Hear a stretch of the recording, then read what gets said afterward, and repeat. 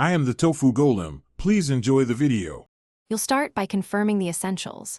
Sign into Pinterest and locate the widget code or access token, because without it the widget can't load.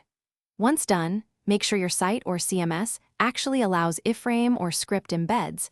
Many mobile templates restrict them. Also, temporarily disable ad blockers or privacy extensions, since they often block third-party widgets. Restart your browser and try a fresh page load to capture immediate errors. Now dig into the code and dev tools.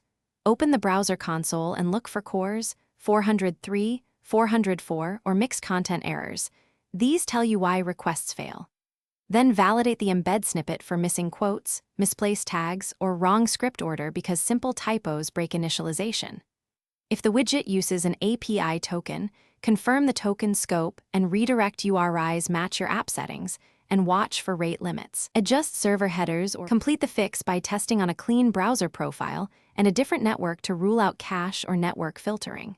Then clear both server and browser caches and force refresh assets or add a cache-busting query so you load the latest widget script.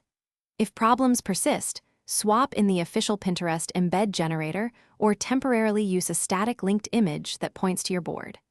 One key troubleshooting tip: if console shows blocked by policy, reconfigure your site's content security policy to allow Pinterest domains and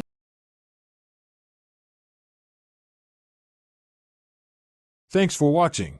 Consider subscribing if we helped you today.